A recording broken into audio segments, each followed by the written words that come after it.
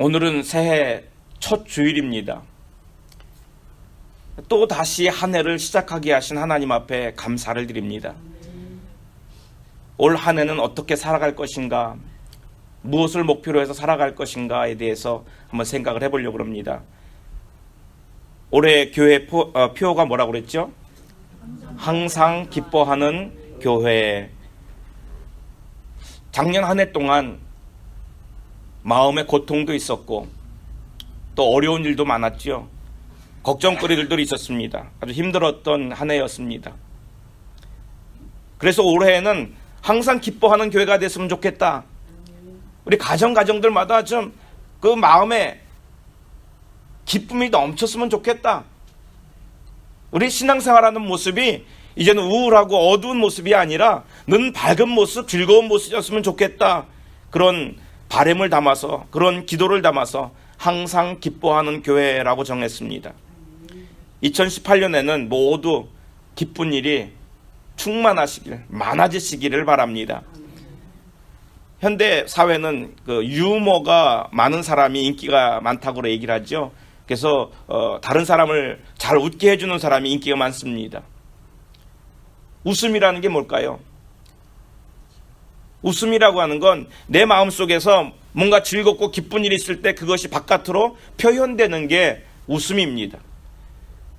그래서 이 웃음이라고 하는 것은 언제나 이 마음속에 자리 잡고 있는 그것이 바깥으로 드러나는 거예요. 즐거움이 드러나는 거예요.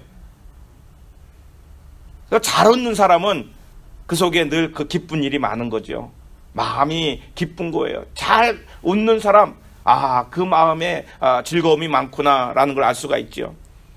잘 웃는 것도 사람들에게 참 저 사람은 잘 웃어. 저 사람은 인상이 참 좋아. 저 사람은 참 성품이 고와. 뭐 이렇게 말을 하기도 합니다만은 신앙생활에서도 우리 잘 웃으면서 신앙생활을 해야 돼요. 신앙생활도 그 즐거우며 기뻐하며 신앙생활을 해야 됩니다. 사실 신앙생활은 기쁜 거거든요. 그렇지 않습니까? 신앙생활하면서 즐거움이 있어야 되는데 어떻게 힘들게 신앙생활을 하는지 신앙생활을 하는데 얼굴이 점점 무거워져요. 신앙생활을 하면서 시간이 가면 갈수록 점점 더 밝아져야 되는데 어깨는 더 무거워지고 얼굴은 점점 굳어져가는 모습을 볼 수가 있습니다. 참 안타까운 모습입니다.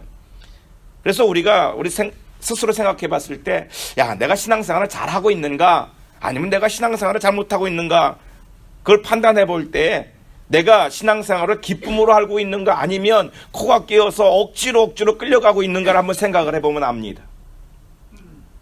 신앙생활하는 것 자체가 기쁨이라고 그랬는데 내가 신앙생활을 기쁨으로 즐거움으로 하고 있다면 난 참 잘하고 있는 거예요. 그런데 그것이 아니라 정말 억지로 그냥 끌려가지 못해서 그렇게 하고 있다고 그런다면 이건 문제가 있는 겁니다. 영적으로 성숙하다고 하는 건요 다른 게 아니에요. 영적으로 성숙하다고 하는 건요 물론 나타나는 현상이 다 다르겠지만 중요한 것은 신앙생활을 기쁨으로 할 수 있는 거예요.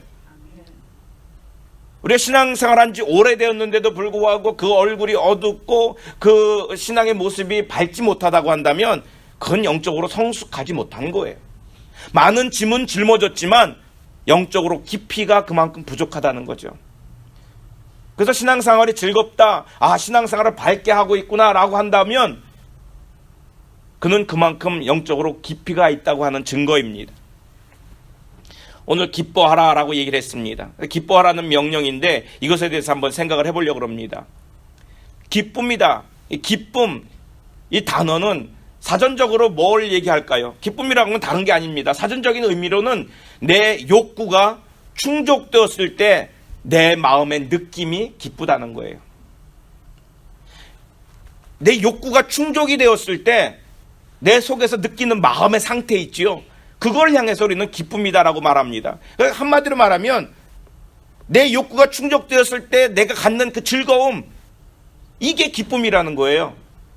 다른 사람의 욕구가 충족되었을 때는 내가 그렇게 기뻐하지 않거든요. 그건 기쁨이라고 말을 하지 않습니다. 그래서 꼭 찍어서 뭐냐면 내 욕구가 충족되었을 때예요. 여러분 언제 기뻐할까요? 즐거움이 있어요. 기쁨이 있어요. 언제 기뻐하는 줄 아세요? 내 속에서 바라고 원하던 것들이 이루어졌을 때 기뻐하고 즐거워합니다. 가장 크게 기뻐하고 즐거워하는 건요, 가장 큰 욕구가 이루어졌을 때. 지금 난리예요. 뭐죠? 로또가 뭐 방송에 보니까 얼마라고 막 그러면서 지금 아주 난리랍니다. 그거 사느라고. 그거 당첨된 사람은 엄청나게 그 즐거움이 크겠지요. 그만큼 욕구가 강한 거니까. 그래서 강한 욕구를 가지고 있는 사람이 그 강한 욕구가 충족이 되었을 때 강한 즐거움, 강한 기쁨을 느낀다, 이런 말 아니겠습니까? 그러면 우리 마음속에 나는 내 자식이 잘 되는 것도 너무 기쁘던데, 내 욕구가 아닌데, 우리 그렇게 생각할 수도 있어요. 그건 내가 아닌데, 내 자식인데, 내 자식이 잘 되는 모습을 보니까 나는 기쁘던데, 밥 안 먹어도 배부르다는 말 하잖아요. 자식이 입에 먹을 거 들어가니까 밥 안 먹어도 배부르다는 옛 어른들의 말씀이 있는데, 왜 그럴까요? 그건 어떤 기쁨일까요, 그러면? 그건 다른 게 아니에요. 내 욕구 속에, 내 마음 속에 내 자식이 잘 됐으면 좋겠어, 내 자식이 즐거웠으면 좋겠어 라는 그 바람이 이루어진 거예요.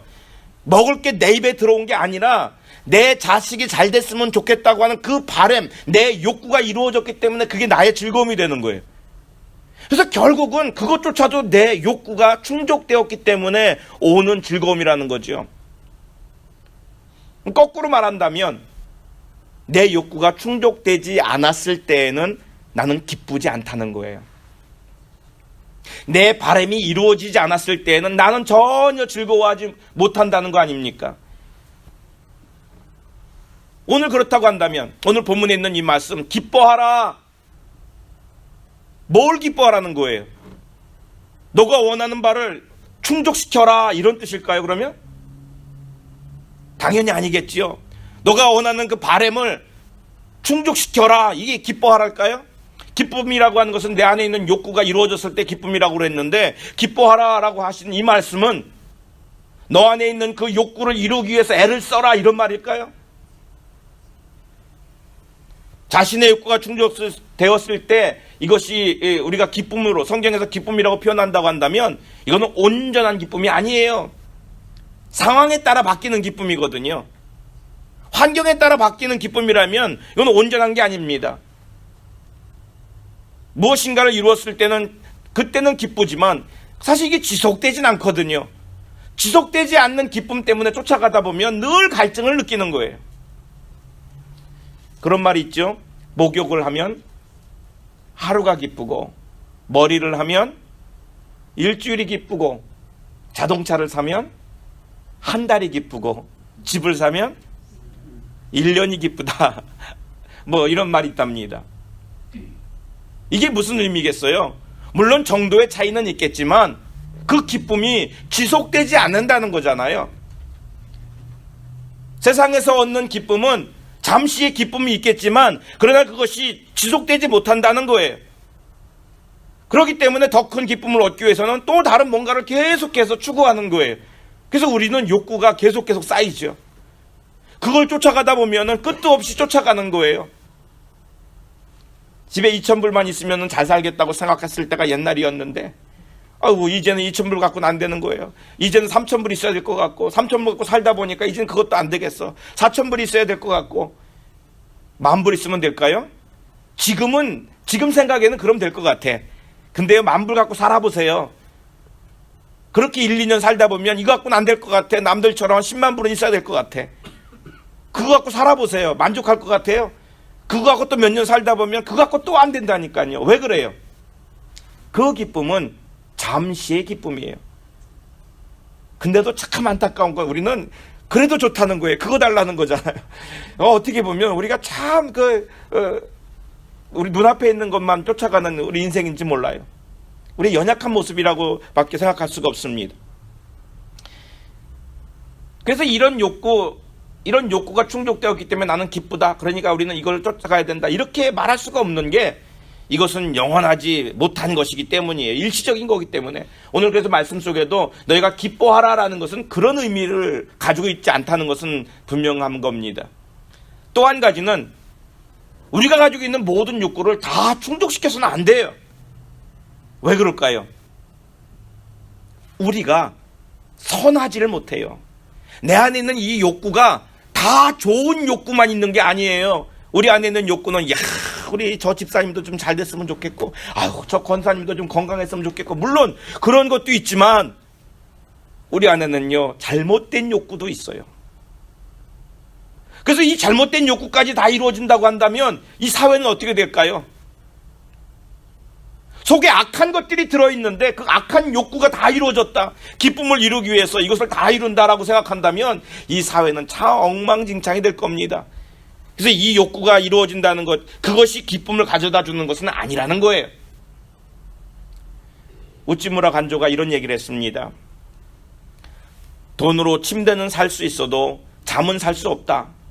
음식은 살 수 있지만 식욕은 살 수 없다. 아름다운 옷은 살 수 있어도 아름다움은 살 수 없다. 집은 살 수 있지만 가정은 살 수 없다. 약은 살 수 있어도 건강은 살 수 없다. 쾌락은 살 수 있지만 평안은 살 수 없다. 사치품은 살 수 있어도 문화는 살 수 없다. 십자가는 살 수 있어도 구세주는 살 수 없다. 교회 건물은 살 수 있지만 천국은 살 수 없다. 이게 무슨 말일까요? 이거는요 다 통틀어서 말한다면 물질이 가져다 주는 것은, 그 물질로 말미암은 행복은 한계가 있다는 거예요. 물질로 말미암은 그 축복, 그 은혜, 그건 한계가 있어요.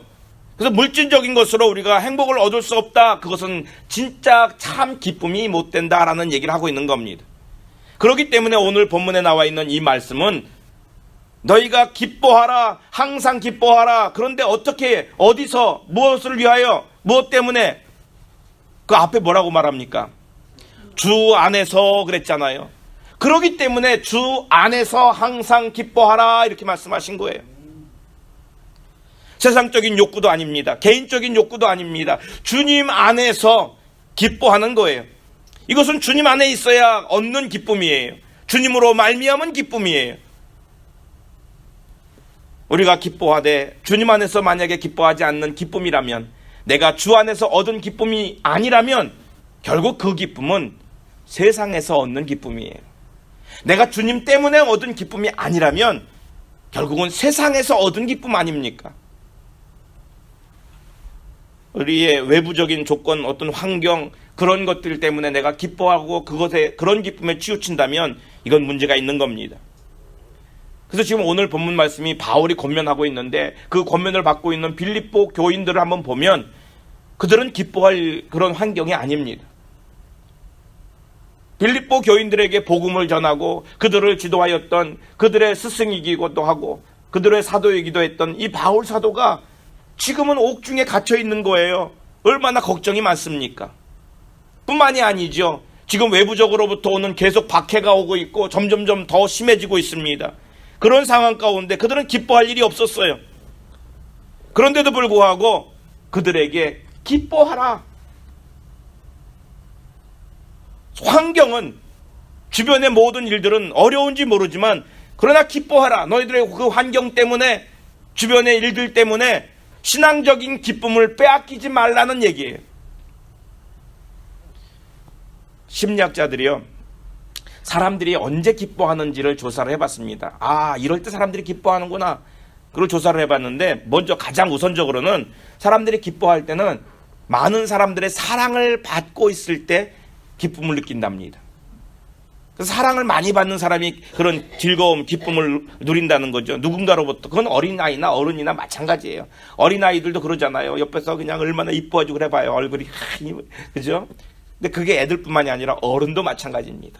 어른도 옆에서 사랑받는 것을 본인이 느끼면 흡족하고 기쁘잖아요. 저도 마찬가지고. 뿐만이 아닙니다. 언제 기쁨을 누리냐면 내가 소중하다고 여기는 것을 소나기에 넣었을 때 그것을 기쁨으로, 즐거움으로 여긴다는 겁니다. 애들은요, 자기가 원하는 장난감을 손에 쥐고는 좋아가지고 막 춤을 추잖아요. 그죠? 돈을 벌고 싶은 사람은 돈을 벌고 나서 아주 흡족하지 않아요. 명예를 갖고 싶은 사람은 한 자리 차지하고 난 다음에 좋아가지고 그냥 명함에다 찍어가지고 다니면서 자랑하고 다니지요. 자기가 원하는 바를, 뭔가를 얻었을 때 그는 기쁨을 느낀다고 얘기를 합니다. 또 한 가지입니다. 또 한 가지는 내 형편, 내 상황을 좋은 것으로 받아들였을 때 기쁨을 느낀다는 겁니다. 물론 내가 상황이 힘들 때도 있고 못 살 때도 있고 건강이 좀 안 좋을 때도 있고 주변에 사람들이 나를 괴롭힐 때도 있지만, 그런데도 불구하고 그 환경에 대해서 자기가 좋게 받아들였을 때 그는 그것을 기쁨을 느낀다고 말합니다. 마지막으로 한 가지는 내가 가지고 있는 소중한 것들을 다른 사람들에게 나눠줬을 때 오는 기쁨이 있답니다. 내가 귀하게 여기는 것들을 다른 사람에게 주고, 그게 뭐 물질이 됐을 때도 마찬가지고 그 사람의 지식이 됐을 때도 마찬가지입니다. 또는 자기가 가지고 있는 좋은 소식이 있을 때 그거 나눠주는 것도 또한 기쁨이겠지요. 그렇게 자기 것을 누군가에게 줬을 때 그런 기쁨을 느낀다고 말합니다. 이렇게 네 가지 종류로 사람들이 기쁨을 언제 느끼는가를 조사를 했습니다. 근데 이 심리학자들이 조사한 이런 것들은 사람과의 관계 속에서 느끼는 기쁨을 말하는 거잖아요. 사람과의 관계 속에서 느끼는 기쁨인데, 지금 오늘 우리에게 말씀하시는 이것은 뭐라고 말하죠? 주 안에서잖아요. 주 안에서 느끼는 기쁨은 어떤 것일까? 주님과의 관계 속에서 기쁨을 말하는 거잖아요. 그래서 우리는 한번 이 바울 사도가 말했던 바로 이렇게 주님 안에서 느끼는 이런 기쁨은 과연 심리학자들이 말한 것처럼 어떻게 설명할 수 있을까? 한번 거기 빗대서 한번 우리가 알아보려고 합니다. 첫 번째로 바울은 하나님께 내가 사랑을 받고 있다는 사실 때문에 기뻐했다는 거예요. 아까 말했죠. 심리학자들이 말한 것처럼 어른이든 애든 모든 사람들이 내가 사랑을 받고 있을 때 기쁨을 느낀다고. 바울 사도도 내가 하나님께로부터 사랑을 받고 있구나, 하나님이 나를 참 사랑하시는구나, 이것을 깨달았을 때 그가 기쁨을 느꼈다는 겁니다. 그래서 그가 고백을 하잖아요. 우리가 환난 중에도 즐거워하는, 자기가 환난 중에도 즐거워한대요. 제정신이 아니지요. 어디 환난이 있는데 즐거워할 수 있습니까?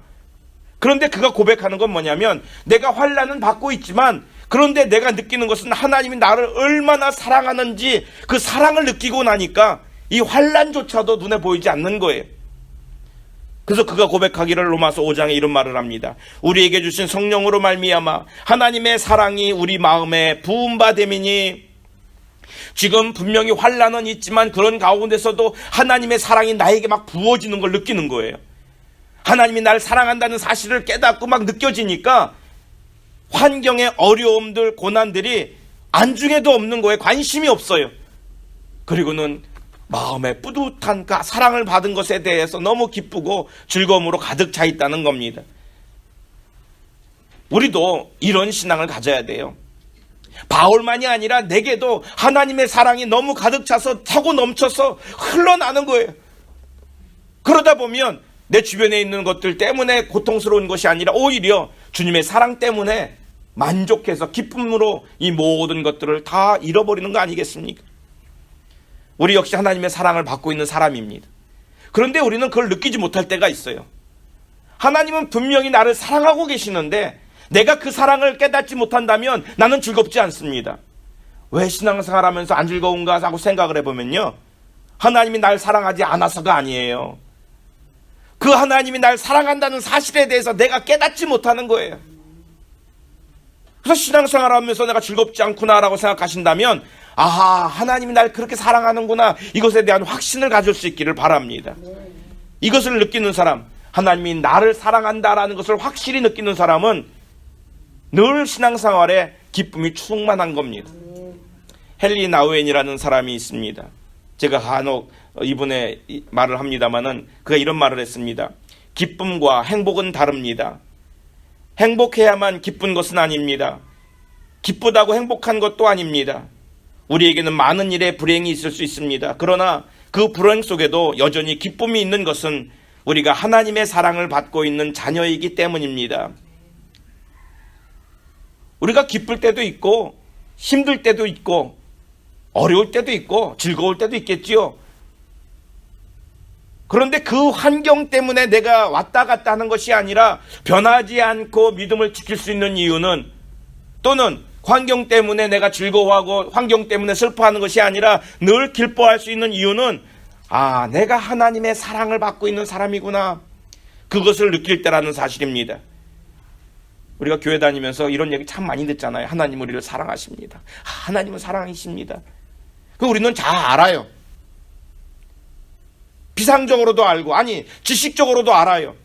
그래서 하나님은 사랑이라는 것에 대해서 상식적으로 다 알고 있지만 그러나 기뻐하지 못합니다. 하나님은 분명히 나를 사랑하신다고 말했는데 기뻐하지 못해요. 왜 기뻐하지 못할까요? 그 사랑을 내 마음에 품지 못하기 때문이에요. 이게 안타까운 거예요. 하나님은 나를 사랑한다고 여기고 있으면서도 불구하고 내 마음에는 그 기쁨이 없다고 말한다면 이것에 대해서 확신을 가질 수 있기를 바랍니다. 내가 하나님의 사랑을 받는 자녀야. 하나님은 나를 사랑해.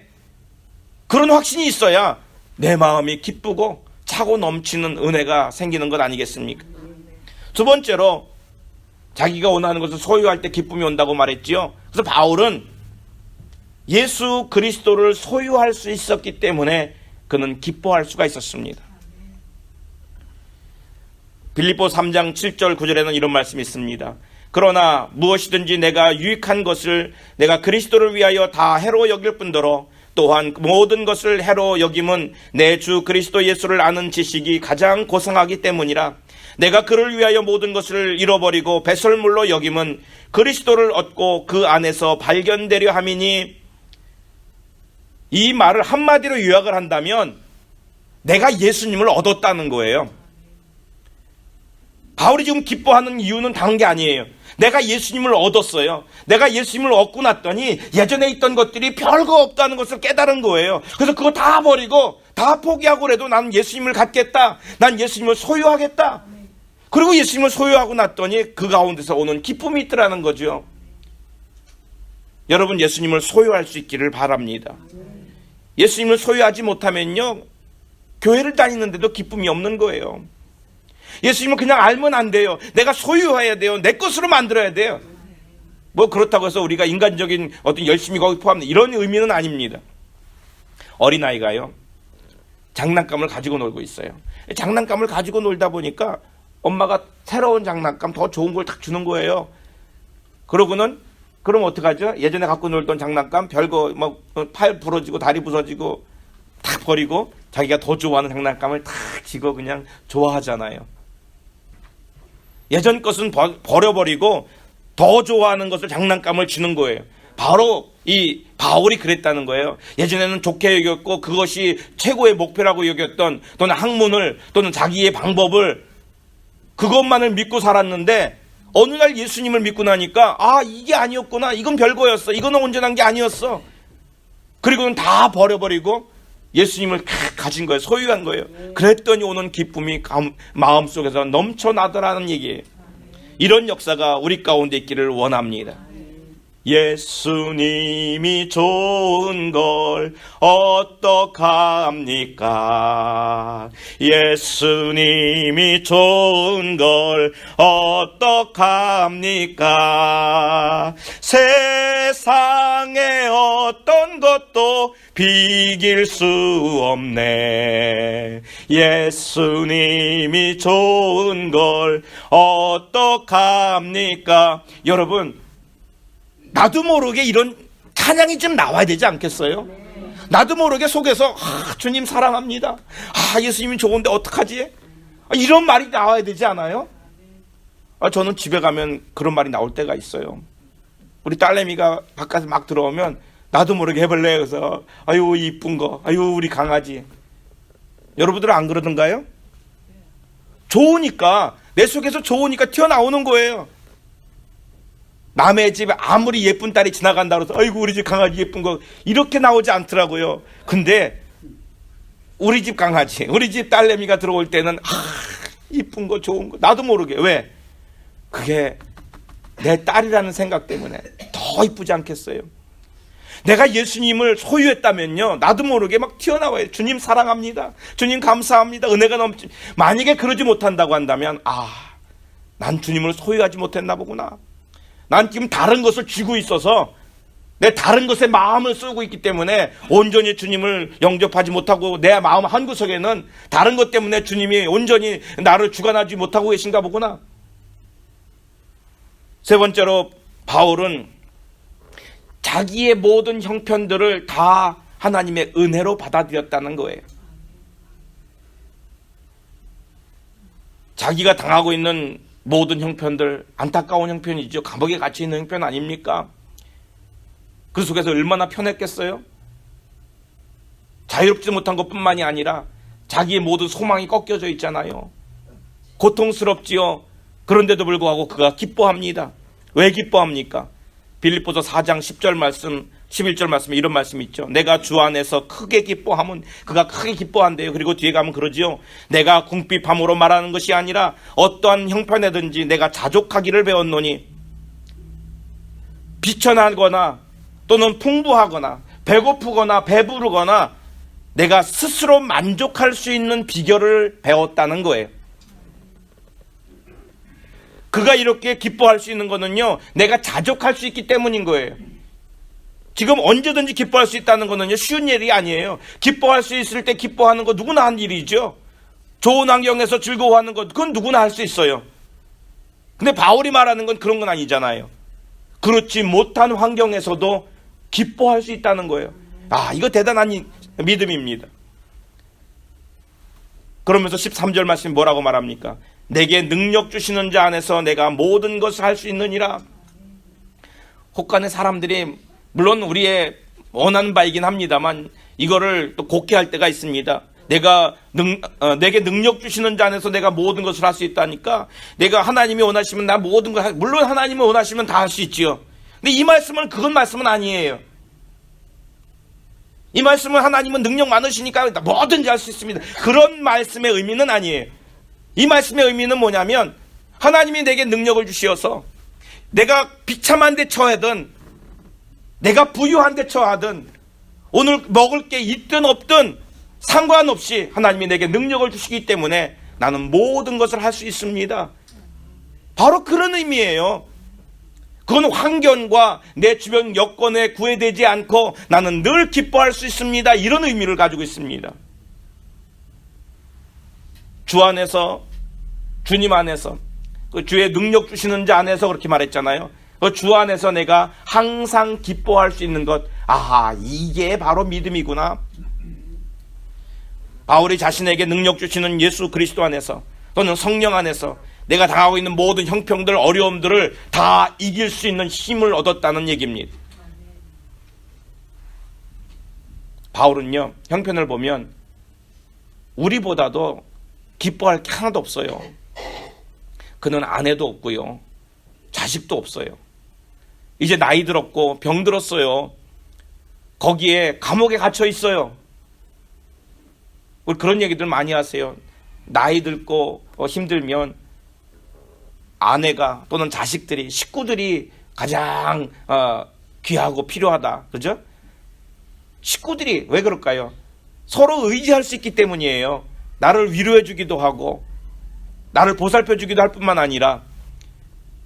그런데도 불구하고 바울은 그런 사람이 없어요. 그런데도 불구하고 그가 기뻐합니다. 기뻐하는 이유가 뭘까요? 그 심령 가운데 하나님의 사랑이 있고 하나님이 그 가운데 주시는 그 사랑을 해주시는 것을 알기 때문에, 막 차고 넘치는 기쁨 때문에, 예수님을 소유하고 있기 때문에 이 주변의 환경이 어떻든 간에 상관없이 자기 자신이 너무 즐거운 거예요. 기쁜 거예요. 우리의 삶이 이런 삶이 될 수 있기를 축원합니다. 어떤 형편이든 간에 내가 기뻐할 수 있다면 우리는 1년 내내 기뻐할 수 있는 거예요. 좋을 때만 좋아하는 것 말고 1년 내내 기뻐할 수 있는 한 해가 될 수 있기를 바랍니다. 또 한 가지, 네 번째로 말한다면, 아까 우리 심리학자들이 말했을 때 네 번째는 뭐라고 그랬습니까? 내가 가지고 있는 가장 귀한 것들을 남에게 나누어 줬을 때 기쁨을 느낀다라고 말했죠. 바울이 자기가 가지고 있는 가장 중요한 게 뭐였을까요? 바울은 가장 중요한 것을 자기가 말했듯이 다른 건 다 배설물로 여기고 내가 예수 그리스도만을 소유하겠다고 그랬잖아요. 자기가 가지고 있는 게 예수 그리스도예요. 복음이에요. 그래서 그는 어디를 가든지 간에 이 복음을 나누는 거예요. 심지어 감옥에 가서조차도 이 복음을 전했잖아요. 그랬더니 그 감옥에 있는 간수도 예수님을 영접하고 그들을 통해서 그 로마의 왕궁에도 복음이 들어가는 역사가 일어나잖아요. 사람은요, 내가 좋아하고 소중히 여기는 것들은요, 다른 사람들에게 막 자랑하게 해야 됩니다. 내가 소중하고 좋아하면요, 다른 사람들만 오면은 누가 자랑하려고 애를 써요. 우리 장권사님이 손주 만나고 오신 다음에 변한 게 있었어요. 뭐가 변한지 아세요? 만나는 사람들마다 손주 얘기를 이렇게 하시는 거예요. 우리 손주가, 내가 갔더니 말이야, 나한테 말이야, 아이고 얼굴에 이만큼 찢어지셔가지고 손주 얘기를 하시는 거예요. 왜 그럴까요? 좋아서. 내게 소중하기 때문에 좋은 거예요. 그게 다른 사람에게 막 얘기하고 싶은 거야. 가만히 있을 수가 없어요. 그런 거예요. 내가 소중히 여기기 때문에 너무 어떻게 가만히 있을 수가 없는 거예요. 소중하면요, 자기 집 강아지 자랑을 그렇게 많이 하더라고요. 자기 집 강아지인데 왜 남한테 그렇게 얘기하는지 몰라. 우리 개가 이번에는 어쩌고저쩌고, 개가 바깥에 나갔다 오면 막 좋아가지고 끙끙대고, 그래, 좋아서 끙끙대고 그거 잘 키우면 되는데 왜 그렇게 얘기할까요? 자기 안에 그게 소중하고 기쁜 거야. 그러니까 다른 사람에게도 자랑해요. 그거 자랑이거든요. 여러분, 예수님이 소중하다면 자랑 한번 해보세요. 자랑하고 나면요, 기쁨이 생겨요. 자랑하고 나면 내 마음속에 오히려 그것이 점점 더 커져요. 우리는 예수님을 사랑한다고 말하고 나는 예수님 자녀라고 말하는데도 불구하고 자랑하는 걸 못한다. 그러면 내가 예수님이 소중하지 못한가 보다라고 한번 생각해 보기 바랍니다. 여러분, 예수님이 소중하십니까? 자랑할 수 있기를 바랍니다. 2018년 새해가 시작됐죠. 올해는 기뻐하며 살아갈 수 있기를 축원합니다. 주 안에서 기뻐하는 것, 그게 뭔지에 대해서 우리가 배웠다고 해서 우리 기쁨이 오는 건 아닙니다. 그리스도 안에서 기뻐하는 사람은 주님과의 관계 속에서 다시 깨어지고 다시 만나고 다시 영접하고 받아들이는 것들이 계속해서 반복돼야 되는 거예요. 먼저 내가 하나님의 사랑을 받고 있다는 사실을 확신하시고, 나는 하나님의 사랑을 받는 자야. 뿐만이 아니라 나는 예수님을 얻었고 난 예수님을 소유했어. 나는 그러기 때문에 이 주변에 있는 모든 환경들, 이런 것들조차 나는 별것 없어. 이것조차도 하나님께서 내게 허락하신 거야. 내 집에 있는 자녀, 하나님께서 나에게 허락하신 거야. 지들이 속 썩인다고요? 하나님이 내게 주신 거라니까요. 하나님이 주신 거니 기뻐지요. 하나님이 주신 거는 다 축복이고 은혜인데 내 남편이 속 썩인다고요? 하나님이 내게 주셨어. 그러기 여기면 이 모든 것도 다 기쁨이고 은혜예요. 뿐만이 아니라 내가 소중히 여기는 예수님을 소개하며 자랑하며 살아가는 그런 한 해가 될 수 있기를 바랍니다. 주 안에서 항상 기뻐하는 아름다운 은혜가 올 한 해 동안에 우리 모두에게 넘쳐나기를 축원합니다.